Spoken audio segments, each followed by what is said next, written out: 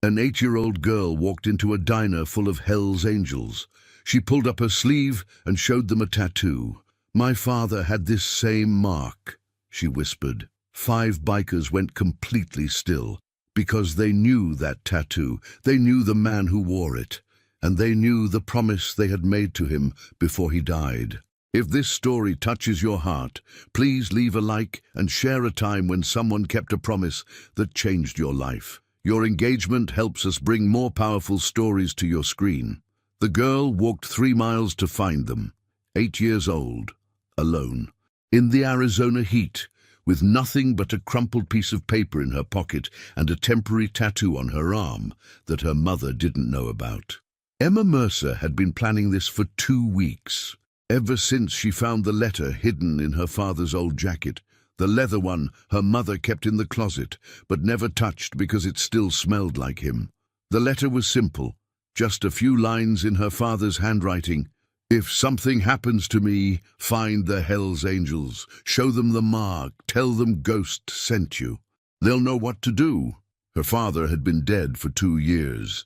Lung cancer, the doctor said, fast and brutal. 1 month from diagnosis to funeral. Emma was 6 when she watched them lower his coffin into the ground. She didn't understand death then, not really. She just knew that Daddy wasn't coming home anymore, that his motorcycle sat in the garage gathering dust, that her mother cried every night when she thought Emma was sleeping. But now Emma was 8, and she understood something else. Her mother was dying too. The same cough that had started small was now constant. The doctor visits that used to be monthly were now weekly. The medicine bottles that lined the bathroom counter multiplied like rabbits. And last night, Emma had heard her mother on the phone crying. "I know we're behind on rent. I know. But I can't work anymore. I can barely breathe. Please, just give us more time. I have a daughter. She's only 8. Please." The man on the phone had not been kind. Emma heard words like eviction and 30 days and not my problem. She had lain in bed, staring at the ceiling, feeling smaller than she had ever felt in her life. That's when she remembered the letter. Now she stood outside Ray's diner on Route 66, watching through the window as 5 men in leather vests ate breakfast. She could see their patches, the death head, the words Hell's Angels curved above it. She was terrified, but she was more terrified of losing her mother. Emma pushed open the door. The diner went quiet. Not completely. The other customers kept eating, kept talking, but there was a shift in the air. The 5 bikers at the corner booth looked up as one, their eyes tracking the small girl walking toward them with determined steps. She stopped at their table. Her heart was pounding so hard she could hear it in her ears. The biggest of the men, bald, bearded, with arms like tree trunks, set down his coffee cup. "You lost, little girl?" Emma shook her head. Her mouth was dry. She had rehearsed this moment 100 times, but now the words wouldn't come. "Then what do you want?" asked another man, younger, with suspicious eyes. Emma reached for her sleeve. Her hands were trembling. Slowly, she pulled up the fabric, revealing the temporary tattoo she had carefully applied that morning. It was a copy of a symbol she had found in her father's things. A skull with wings, surrounded by flames, with a small ghost figure hidden in the design. "My father had this tattoo," she whispered. He said if something bad happened, I should find you. He said to tell you Ghost sent me." The effect was immediate. All 5 men went rigid. Coffee cups froze halfway to mouths. Forks clattered against plates. The big, bald man leaned forward, his eyes locked on Emma's arm. "What did you say?"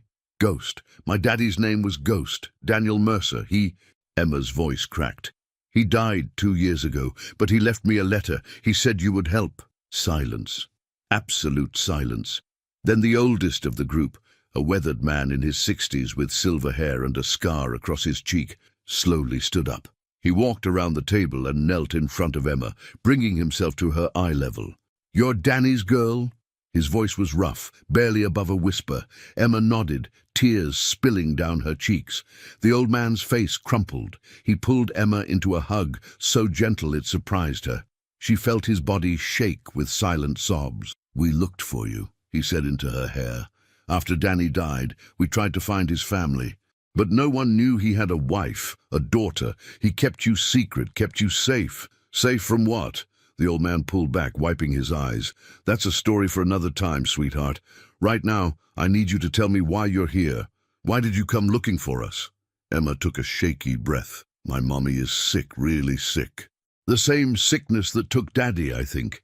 And we don't have money for medicine. And the landlord says we have to leave. And I don't know what to do. Daddy said you would help. Please, please help us." The 5 men exchanged looks. Something passed between them. An unspoken agreement, a shared memory of a brother they had loved and lost. The old man stood up and put his hand on Emma's shoulder. "My name is Samuel. Everyone calls me Preacher. I was your daddy's best friend for 15 years. He gestured at the other men. "This is Tank, Razor, Boone, and Little Mike. We all rode with your father, and 2 years ago he saved our lives." Emma's eyes widened. "He did. He did. And we made him a promise that night. We swore that if he ever needed anything, anything at all, we would be there." Preacher's jaw tightened. "We didn't know about you and your mother. If we had." He didn't finish the sentence. He didn't need to. "Take us to your mother, Emma, right now. We're going to keep our promise to Ghost." The apartment was small, cramped, and falling apart. Water stains covered the ceiling. The carpet was worn through in patches. A portable oxygen tank sat beside a threadbare couch, its tubes connected to a woman who looked far older than her 34 years. Sarah Mercer had been beautiful once. Emma had seen the pictures. Long dark hair, bright eyes, a smile that could light up a room. That was before the disease, before the grief, before 2 years of slowly drowning in bills and loneliness and fear. Now she sat propped against pillows, her breathing labored, her skin pale, watching with confusion as 5 massive bikers filed into her tiny living room. "Emma?" Her voice was weak, frightened. "Baby, who are these people?" "It's okay, Mommy." Emma ran to her side. "These are Daddy's friends. From the club. They came to help."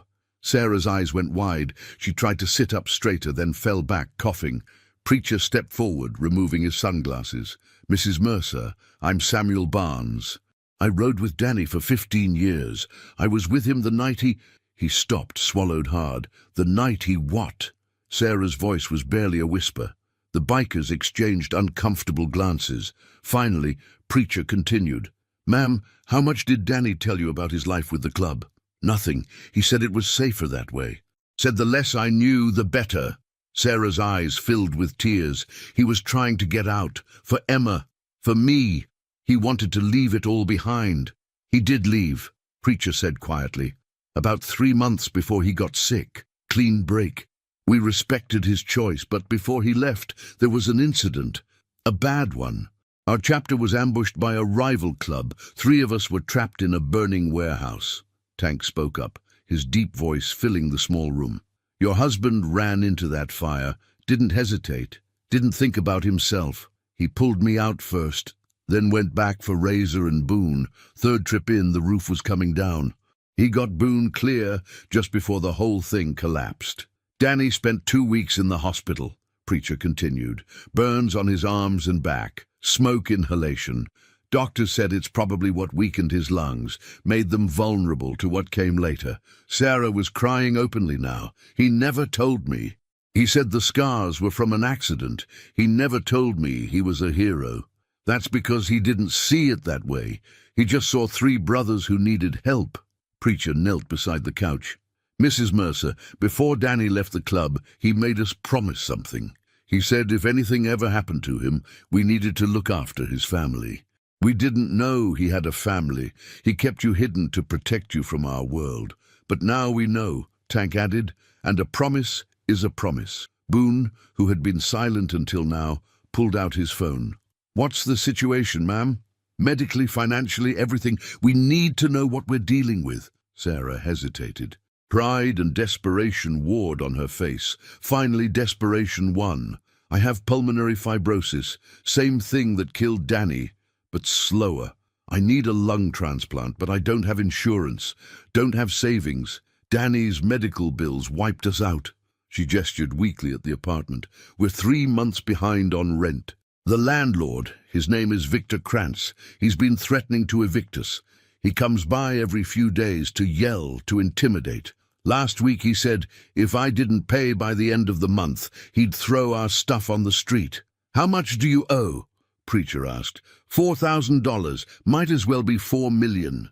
The bikers looked at each other. Little Mike pulled out his wallet, counted the bills inside, and set them on the coffee table. The others did the same. Within seconds, there was a pile of cash that Sarah couldn't even comprehend.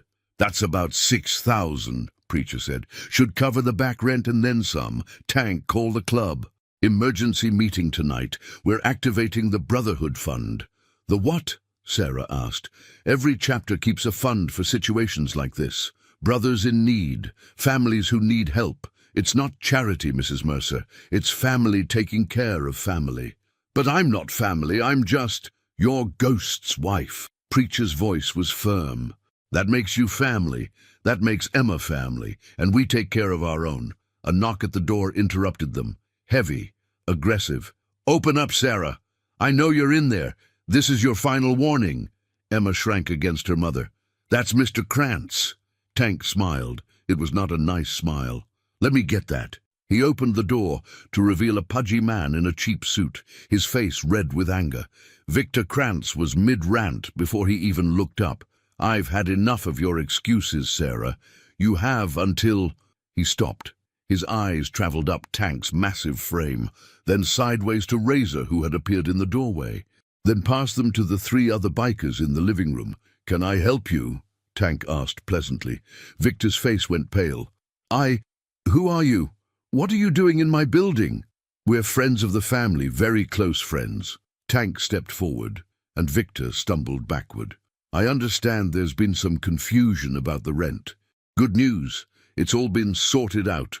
Mrs. Mercer will have every penny she owes you by tomorrow, plus next month, in advance. That's good. That's very good. There's one more thing. Tank leaned down until his face was inches from Victor's. If I ever hear that you've threatened this family again, raised your voice, banged on their door, looked at them wrong, I will come back, and I will not be this friendly. Do we understand each other? Victor nodded frantically. Excellent. Have a nice day. The door closed. Victor's footsteps retreated rapidly down the hallway. Emma looked at Tank with wonder. You scared him. That's because Mr. Krantz is a bully, sweetheart, and bullies are always cowards. Tank knelt down to her level.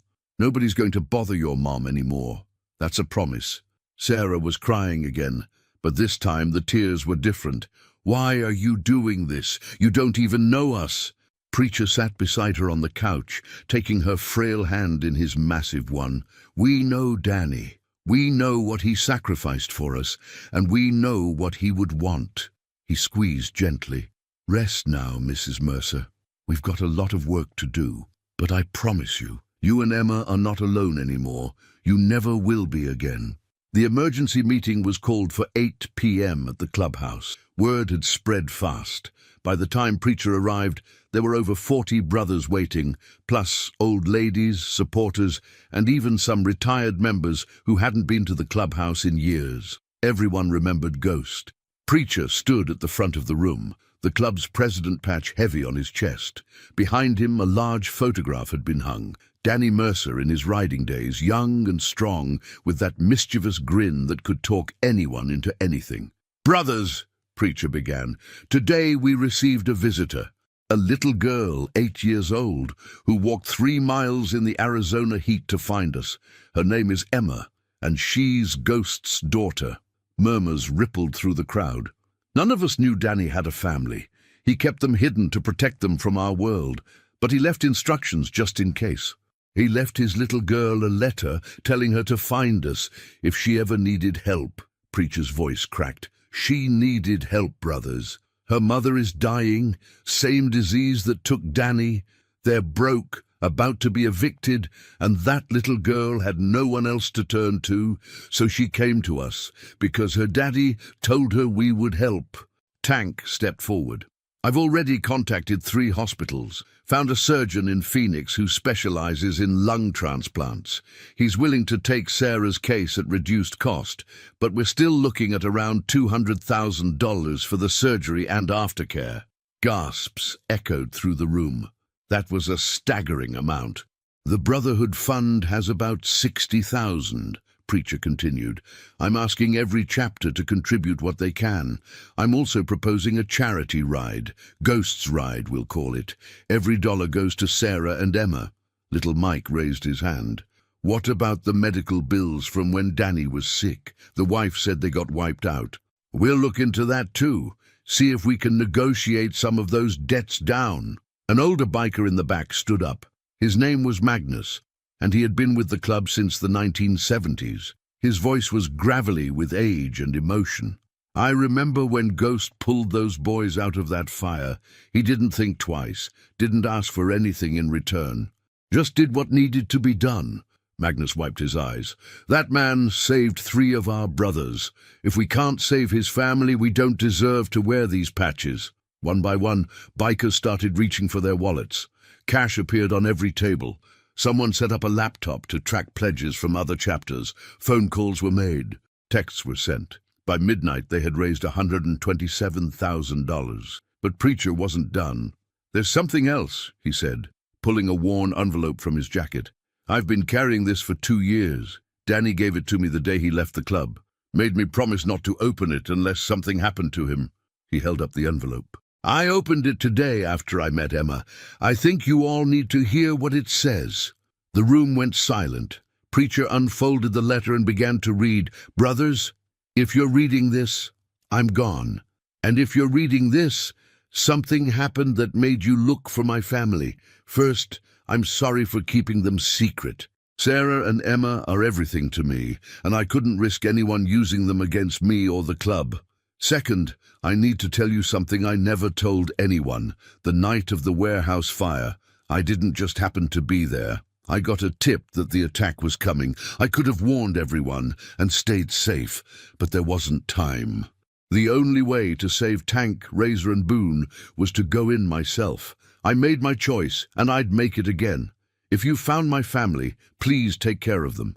Not because I saved anyone, but because they're good people who deserve better than what life has given them. Sarah is the strongest woman I've ever known, and Emma is my whole heart. Tell her I love her, tell her I'm sorry I couldn't stay, and tell her that her daddy was proud to call you brothers. Ghost. Preacher's voice broke on the final word. The room was silent, except for the sound of grown men crying. Finally, Tank stood up, his face wet with tears. I move that we officially adopt Sarah and Emma Mercer as protected family of this chapter. Full support, full resources for as long as they need us. Seconded, said Razor immediately. The vote was unanimous, but as the meeting broke up and brothers began making plans, none of them knew that the real challenges were just beginning. Because the hospital had called while they were meeting, Sarah had collapsed. Her condition was deteriorating faster than anyone expected. They had days, not months, to save her life. And somewhere in the darkness outside the clubhouse, Emma sat on Preacher's motorcycle, clutching her father's letter, praying to a God she wasn't sure she believed in. Please, she whispered, please, don't take my mommy too. The next 72 hours were a blur of desperation and miracles. Sarah's collapse had accelerated everything. The doctors in Tucson said she had maybe a week without a transplant, maybe less. Her lungs were failing faster than anyone had predicted. Preacher made calls he never thought he'd make. Favors were called in from coast to coast. Brothers in Phoenix worked the hospital connections. Brothers in California reached out to wealthy supporters. Brothers in Texas organized an emergency fundraiser that raised $40,000 in a single night. By day 2, they had $215,000, enough for the surgery. But money wasn't the only problem. She needs a donor lung, Dr. Reyes explained, standing outside Sarah's ICU room. We have her on the transplant list, but the wait time is typically months. Given her condition, he didn't finish the sentence. Emma sat in a plastic chair outside her mother's room, her small body curled into itself. She hadn't slept in 2 days, hadn't eaten despite the bikers' constant attempts to feed her. Tank sat beside her, his massive frame somehow comforting. "What if she dies?" Emma whispered. Tank was quiet for a long moment. "Then we'll take care of you. No matter what happens, Emma, you're not going to be alone." "But I want my mommy." "I know, sweetheart. I know." The miracle came on day 3. Preacher burst into the waiting room where a dozen bikers had set up camp, his face a mixture of disbelief and joy. "They found a donor. Compatible match. Surgery is scheduled for tomorrow morning." The room erupted. Brothers hugged each other, cried, laughed. Someone called the clubhouse to spread the news, but Preacher pulled Tank aside, his expression troubled. "There's something else. The donor, it's a young woman, 26 years old, motorcycle accident in Nevada." Tank understood immediately. A biker's death was giving Sarah a chance at life. The bitter irony wasn't lost on either of them. "Does her family know where the lung is going?" "They requested it go to someone who needed it most. They didn't want to know details." Preacher wiped his eyes. "But I'm going to find out who she was. And I'm going to make sure her family knows that her gift saved a mother, saved a little girl from becoming an orphan." The surgery lasted 11 hours. Emma waited in the chapel, surrounded by bikers who took turns sitting with her. They told her stories about her father, funny ones, brave ones, stories that made her laugh and cry at the same time. Preacher told her about the time Ghost convinced an entire bar that he was an undercover health inspector just to get free food. Tank told her about Ghost's legendary ability to fix any motorcycle, no matter how broken. Razor told her about the night Ghost stayed up for 36 hours straight to help a stranded family get their car running again. "Your daddy was the best of us," little Mike said quietly. "We all wanted to be more like him." At 9 p.m., Dr. Reyes appeared in the chapel doorway. His surgical mask was pulled down around his neck. His eyes were tired but bright. She made it. The surgery was successful. Emma burst into tears. Preacher caught her before she collapsed, holding her tight while she sobbed with relief. "When can I see her?"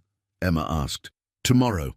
She needs to rest tonight, but she's going to be okay, Emma. Your mother is going to live." Recovery was slow but steady. Sarah spent 3 weeks in the hospital, then another month in a rehabilitation facility. The bikers covered every expense without question. They also solved the housing problem permanently, pooling resources to buy a small house near the clubhouse, putting it in Sarah's name. "This is too much," Sarah protested weakly when Preacher showed her the deed. "I can't accept this. It's not a gift. It's payment." Preacher sat beside her bed. "Your husband saved 3 lives. The least we can do is give his family a home. But Danny didn't do it for payment. He did it because it was right. Because that's who he was." Preacher took her hand. "Let us be like Danny, Sarah. Let us do the right thing." She cried. She accepted. The house became a second clubhouse of sorts. Brothers stopped by constantly, to check on Sarah, to play with Emma, to mow the lawn or fix a leaky faucet. The refrigerator was always full, stocked by old ladies who refused to let Sarah cook until she was fully recovered. Emma thrived in ways no one expected. The little girl who had walked into a diner terrified and desperate was transforming before their eyes. She smiled now, laughed, started calling the bikers Uncle, Uncle Tank, Uncle Razor, Uncle Preacher, and she developed a fascination with motorcycles. "Can you teach me?" she asked Tank one afternoon, watching him work on his Harley. "Teach you what?" "Everything. How they work, how to fix them." She pointed at the engine. "What does that part do?" Tank grinned. "That's the carburetor. It mixes air and fuel." It became their thing. Every weekend, Emma would sit in the garage while Tank or one of the other brothers explained the mechanics of motorcycles. She absorbed knowledge like a sponge, asking questions that impressed even the veteran mechanics. "She's got Danny's gift," Razor observed. "Same way of seeing how things fit together." On Emma's 9th birthday, the club threw her a party at the clubhouse. 50 bikers showed up with presents, mostly motorcycle-themed, but also books, art supplies, and a brand new bicycle from Preacher.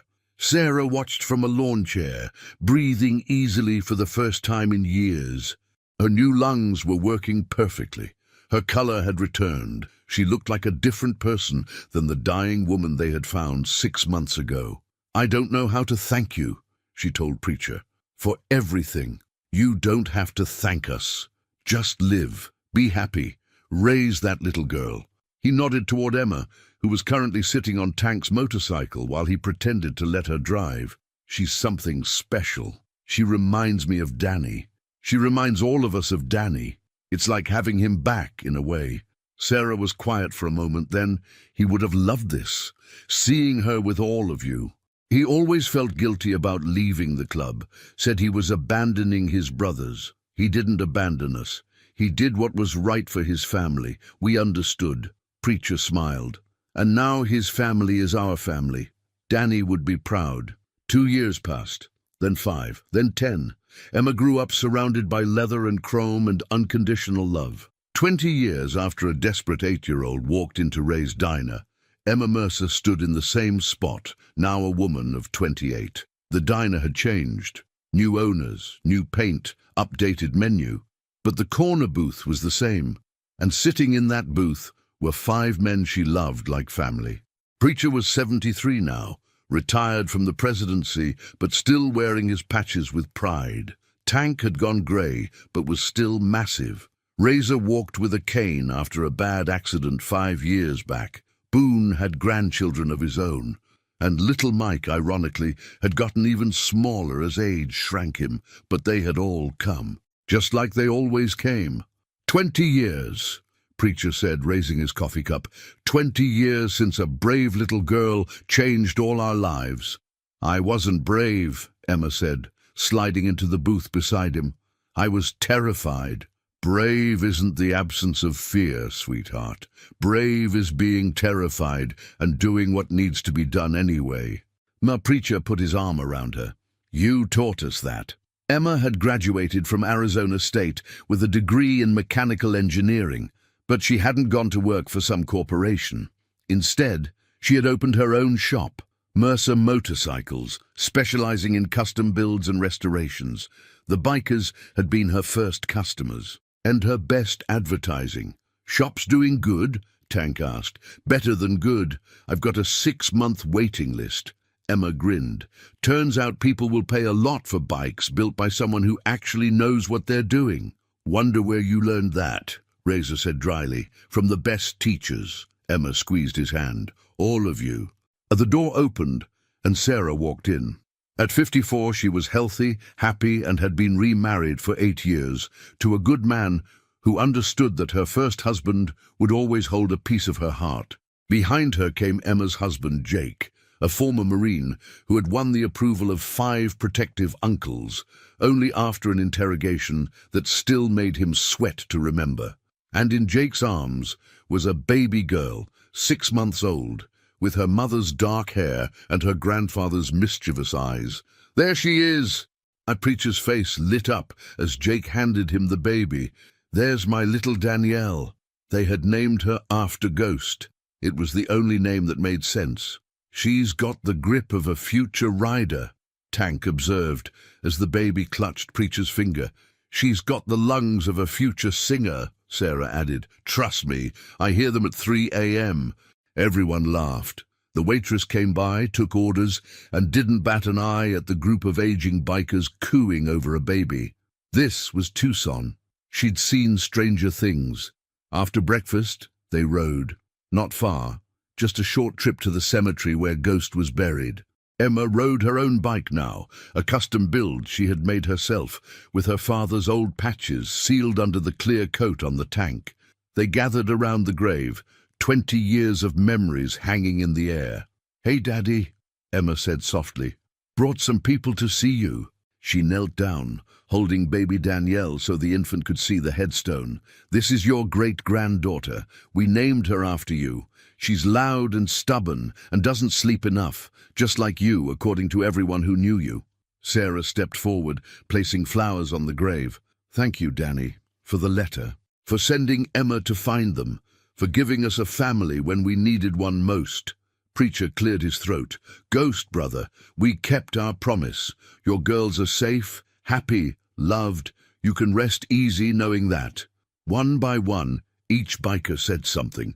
Memories, gratitude, promises to keep watching over Emma and Sarah for as long as they lived.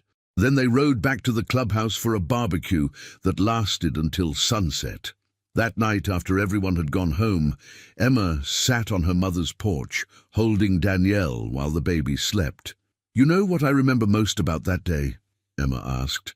"The day I walked into the diner." "What?" "How scared I was that they wouldn't believe me, that they'd turn me away, that I'd have to go home and tell you I failed." Sarah put her arm around her daughter. "But they didn't turn you away." "No, they looked at a dirty, scared little girl and saw Danny's daughter. They saw family." Emma kissed Danielle's forehead. "I want her to grow up knowing that family isn't just blood. It's the people who show up, the people who stay." "She will," Sarah smiled. "She's got 50 uncles to teach her." Emma laughed. "God help anyone who tries to date her someday." God help them indeed. They sat in comfortable silence as the stars came out. 20 years ago, a desperate child had walked into a diner with nothing but a crumpled letter and a temporary tattoo. She had found 5 strangers who became family, who saved her mother, who raised her like their own. And now she was raising a daughter who would grow up knowing that same love. Ghost's legacy wasn't just the lives he saved in that burning warehouse. It was the family he built, the daughter who carried his name, and the granddaughter who would carry it forward. In the end, that's all any of us leave behind. Love, family, the promises we keep, and the hope that someone, somewhere, will remember us. The end.